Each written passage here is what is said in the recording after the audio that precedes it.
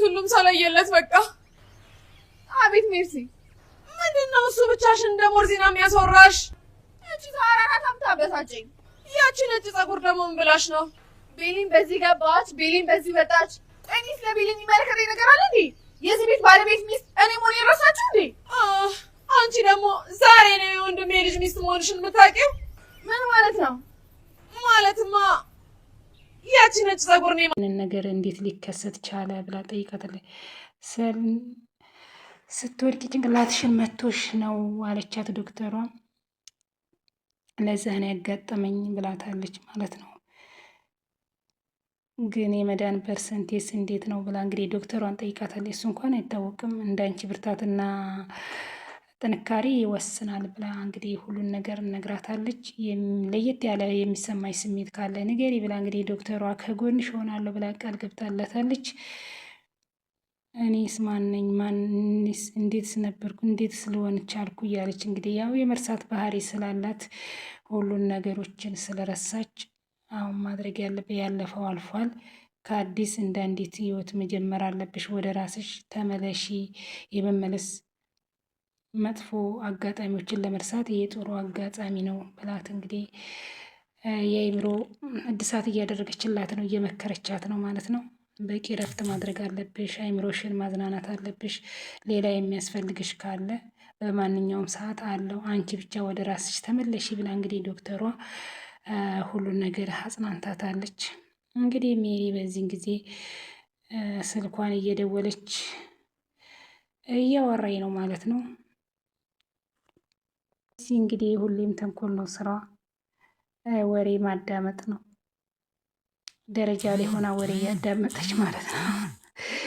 እያወራኝ ነው።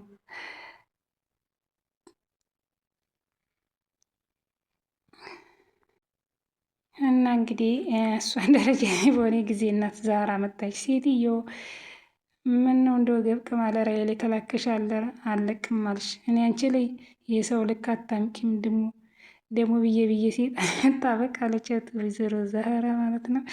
ታንቺ ምን እየቀባሽ ነው? ቅቤ አለች። ወይን ሽል እንዳንቺ ስራ ጥቼ ተማውደለድል ሟይ ይሻለኛል ብላታለች ማለት ነው። ብቻ አንቺ አልበቃ ብሎሽ እኔንም ድስት አጣቢ ታደርጊኝ ነው አለቻት። እሱንም ብትሰሪ በምን እድልሻለሁ። እውነታቸውን ነው እናት ዛህራ። ሙያ ማለት ድስት አጣቢነት ማለት ወይን እንትን አይደለም፣ ስራ ክቡር ነው ማለት ነው። ወሬ ከአንድ ኮዲና ኮዲ እየለቀሙ ወደ ሰው ከማጣላት ድስት ማጠብ ስራ መስራት ማለት መልካም ነው ማለት ነው። ስራ ያስከብራል። እናማ የቤቱን ማማ እናት ዛህራ እንግዲህ የሚያወሩትን አያውቁምና ይቅር በላቸው ሲሉ ከእሱ ጋር ታገናኘኝ አለቻት። በምን ጎዶሎ ቀን ነው አንቺን ያወኩሽ እያለች እንግዲህ ከእሷ ሁሌ ትጣላለች። እሳቸውም አይተዋትም፣ ልክ ልኳ ነው የሚነግሯት እና ዛህራ ማለት ነው ሜርሲን። እሳቸው ብቻ ናቸው የእሷን ልክ የሚያውቁት ማለት ነው። ሌሎቹ እንደዚህ ደፍረው እኮ አይናገሯትም። እሷም እንደ ትንሽ ልጅ ነው የምትናገራቸው። እሷም በጣም ነው የምትናገራቸው ማለት ነው። እንግዲህ ወደ ዶክተሯ ሄዳ ዶክተሯንም እንዴት ነሽ? እንኳን ሰላም መጣሽ ውዴ። እንደምታየኝ እንግዲህ እኔ ብቻ ነኝ እዚህ ቤት ውስጥ ጤነኛ የተገኘው፣ ሌሎቹ እንግዲህ በማህበር አብደዋል አለቻት። አይ ጥሩ ነው አለቻት። ማበዱ ብላ እንግዲህ ጠየቀች። ታዲያ ምን ነው ምችን አንድ ዶክተር ተነረርሱ ለምን እዚህ አመጭም ብላ ዶክተሯ ላይ እያሾፈች ነበር። በምን ምክንያት ምን ያደርጋሉ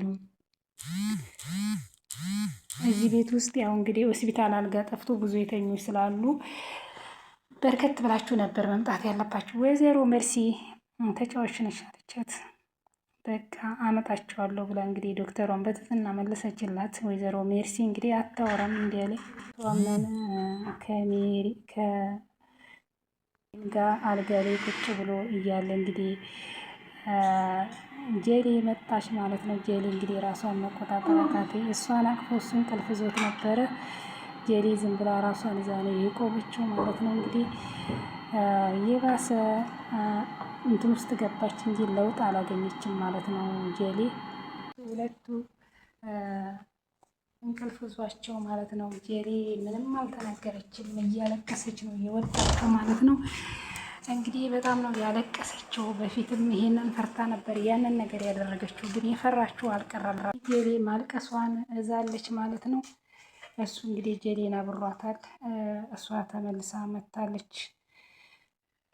ምንም አልቀሰቀሰቻቸው፣ ምንም አላለችም።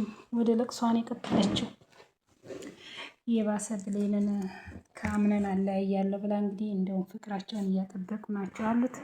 እሱ እንግዲህ ዶክተሯ እንዳለችው በጣም እየተንከባከባት ነው አቶ አምነን። ወይዘሮ ዛህራ እንግዲህ ምግብ እየሰራች ማህሌቷን እያጸዳች እሷንም እየተንከባከበቻት ነው ማለት ነው።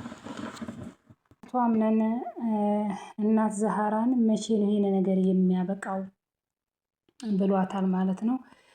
ይሄ ነገር መቼ ነው የሚያበቃው ብሎ ሲጠይቃት አምነን ልጄ